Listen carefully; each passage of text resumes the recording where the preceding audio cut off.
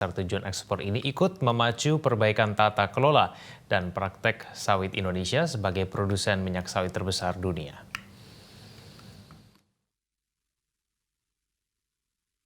Gaya hidup ramah lingkungan dan berkelanjutan kian menjadi tren, bahkan tuntutan global dalam seluruh aspek kehidupan masa kini, termasuk kebutuhan konsumsi minyak sawit dan produk turunannya.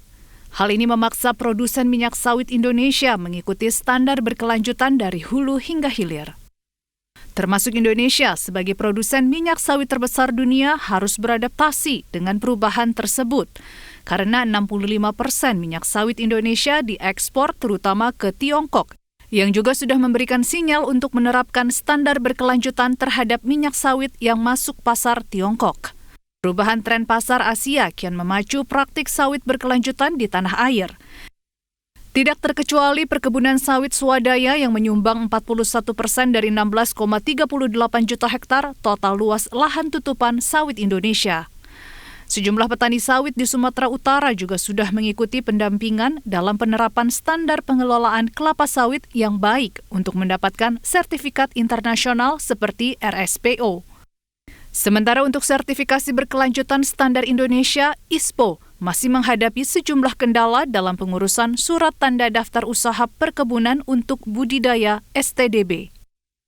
Dalam hal ini, kami banyak mengetahui manfaat daripada pendampingan asosiasi tersebut kepada petani swadaya, di mana kami selama ini petani yang manual, sekarang sudah mengetahui bagaimana standar yang ditetapkan oleh organisasi internasional, cara merawat kelapa sawit, cara menanam bibit kelapa sawit yang baik, sehingga dengan adanya sekolah lapang kami sangat beruntung dan mendapat ilmu, Pak.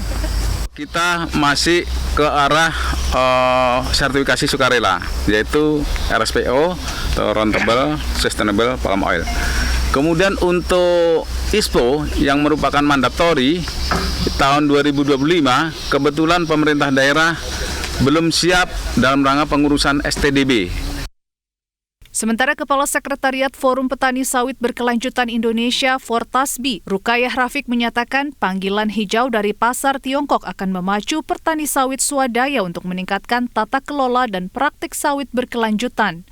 Namun pemenuhan standar itu masih membutuhkan waktu dan proses yang panjang serta dukungan seluruh pemangku kepentingan sawit. Jadi kolaborasi itu penting. Tidak bisa dibiarkan perusahaan atau petani itu melakukan halnya sendiri, karena pemerintah juga harus terlibat, karena di dalam indikator atau requirement untuk sustainability itu juga ada bagian-bagian pemerintah. Dan hal yang lain juga pasar, pembeli itu harus bertanggung jawab, menyediakan pendanaan. Finance institution juga demikian. Jadi semua orang harus bertanggung jawab untuk itu dan berkolaborasi untuk bagaimana memastikan kelapa sawit itu memang dihasilkan dari praktek-praktek yang berkelanjutan.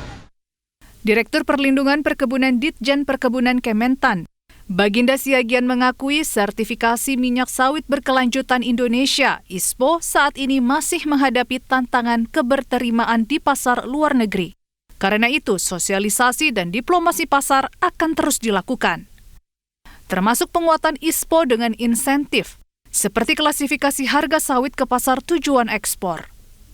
Pasar ekspor terbesar kita untuk kelapa sawit itu Cina, India misalnya, Uni Eropa, dan bahkan Amerika sebenarnya. Dan mereka sudah mulai mengakui bahwa ISPO ini menjadi salah satu standar internasional dalam hal keberlanjutan perkelapa sawitan. Dan inilah yang akan kita coba sosialisasikan lebih masif lagi supaya dunia internasional terkait dengan perkelapa sawitan ini, bahwa ISPO adalah salah satu yang bisa diacu sebagai standar keberlanjutan dalam kelapa sawitan. Hingga akhir tahun 2022, sertifikasi ISPO untuk perkebunan rakyat baru mencapai 1-2% dari 7,6 juta hektar lahan sawit rakyat. Kementerian Pertanian bersama para pihak terus berjibaku agar sertifikasi wajib ini bisa menjangkau seluruh petani sawit swadaya pada tahun 2025. Tim Liputan Media Group Network.